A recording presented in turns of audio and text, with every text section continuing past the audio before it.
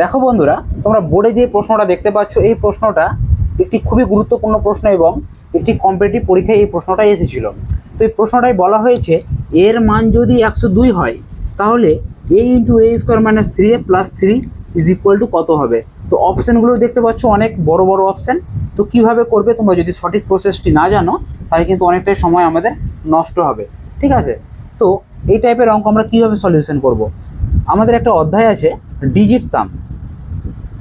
Digit সাম হয়তো অনেকে নামটা শুনেছে এবং অনেকটা এই নামের ক্ষেত্রে নামটা অনেকেই শোনোনি। ঠিক আছে, তো এই ডিজিট সাম অধ্যায় এরপরে আমরা কোনো একটি ভিডিওতে আলোচনা করব।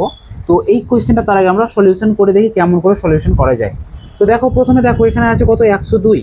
এই 102 এর ডিজিট সাম কত হয়। ডিজিট সাম অর্থাৎ এদের যোগফল, এই দুটো ডিজিটের যোগফল কত হয়। 2 আর 1 কত হয় 3। তো আমরা এখানে এর মানটা এই 102 না ধরে আমরা কত ধরবো, 3 ধরবো। ঠিক আছে, তো জাস্ট এখানে এর মান তাহলে 3 পুট করো।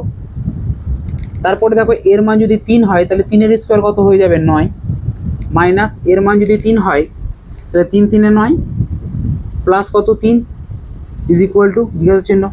তো এখানে দেখো প্লাস 9 মাইনাস 9 কাটা যাবে, তাহলে এটা পড়ে থাকছে কত 3।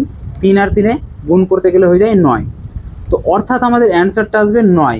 কিসের অ্যান্সার আসবে, ডিজিট সাম, অর্থাৎ ডিজিটগুলোর যোগ করতে গেলে যেন আমাদের 9 আসে সেই রকম আমাদের অ্যান্সার দেখতে হবে।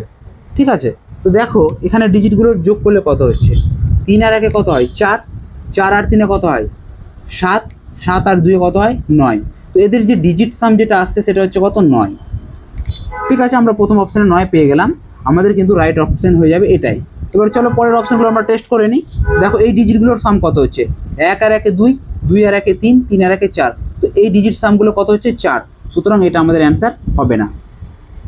3 নম্বর অপশানটা দেখো কি আছে, 1 আছে আর 2 আছে, 1 আর 2 এর ডিজিট সাম কত যায় 3, তো আমাদের এটাও অ্যান্সার হবে না।